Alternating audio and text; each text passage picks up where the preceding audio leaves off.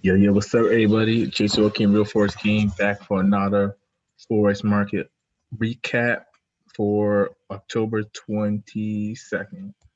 So, pretty much Thursday, the market, it moved. I would say moved a lot for like gold and the Dow had a good movements for today, and the GBP pairs didn't really move too much. So basically, Thursday, these are news events that affected the market. You had during London session, the BOE, Governor Bailey speaks.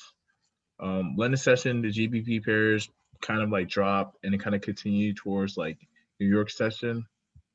And then later on, you see the news events for the USD with the CB lending index. And then later on, the natural gas. And then right now, we're currently in Asian session. So let's check the charts. Let's start off looking at gold real quick. So gold pretty much tanked. It's been tanking since throughout all day today, from London session, from Asian session to now. It's been like tank, and then towards the end of New York session, it has some small retracement back up. But pretty much gold has been on a downtrend. If we go to the 4-hour chart to analyze gold, there's been like a lot of activity lately with this pair. So it's kind of choppy going up and down in the market. So right now, today it dropped down. I didn't think it was gonna drop this much, but it did. And now it's retesting the trend line, decided if it wants to continue back up or shoot back down. So now let's look at US 30. So US 30 been on an uptrend during like A's in session and then some London session, but then it dropped down like crazy during New York session. It dropped down out of nowhere and it came back up and rose up. So the Dow and the US 30 basically the same thing. It's on uptrend. SP 500 is on uptrend. It did the same move. So right now the economy is recovering, it's bounced back. And that's due to, if you check investing.com, they have news events. Let's check it out. Let's check about the Dow. So basically, because FDA approves Gilead antiviral drug, so that's why pretty much the Dow just decided to shot up out of nowhere during New York session.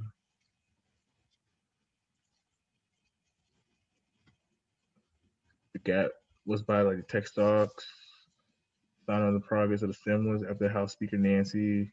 This deal was close. So right now the market is heavily weighted on this deal.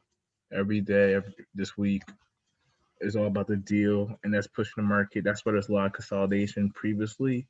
That's when the market tanked, but now it's shot back up due to about this drug stuff that's happening. But just being on a lookout for trading US 30 right now because there's a lot of news that's impacting the way the pair moves right now. And the AUD USD spares on an uptrend. Uh, right now it's Asian session, so it's shot back up.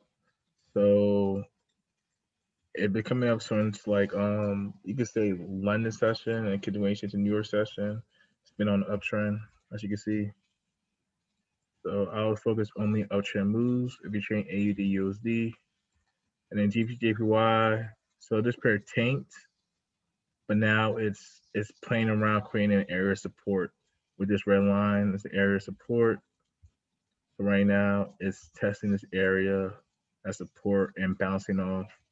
I'm looking for moves back to 23.6 area, which is pretty much 137.397. So that's my first target that I'm aiming for. Because right now I still have my trades in for buys. I got in a little bit during London session, during the drop for buys because focusing on the uptrend moves right now. So I'll probably re-enter later on, depending how the market's doing. But that was my reasoning for getting in my trade. Right now, it still looks good for buy opportunities. based off using fibs. You see we're around a retracement area, and it matches the area of support, so it's valid reason for me to get in buys. But Friday's crazy, so we gotta see what happens Friday. GPUSD 1 hour chart. So this pair been on the rise. The yesterday, now today, it pretty much tanked.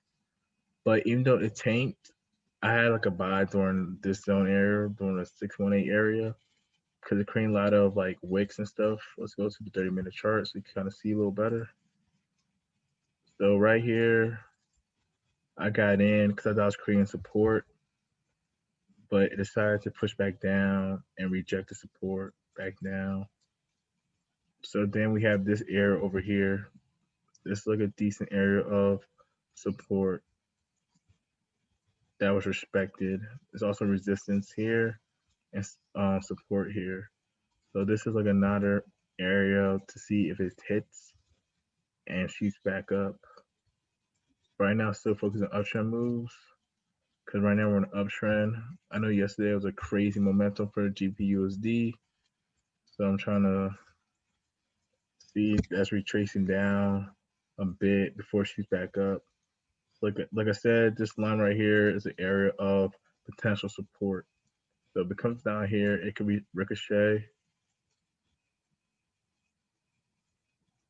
If it comes down to this area right here, it could ricochet and shoot back up. But if it breaks it, then we're gonna go back down. Right now, I don't see us coming back down to test this previous trend line. But you know, it's also a possibility, especially Friday in the market. So if we go to the calendar real quick to see what's happening tomorrow. So Friday, there's a lot of news happening. We had a lot of news deal with the euro throughout London session, so the euro pair is going to be heavily impacted. While there's manufacturing news, German flash service PMI, and yeah, a lot of news, mainly the London session. And then New York session is some news events that's going to affect the market. So expect to see some decent movement during London session for the euro pairs.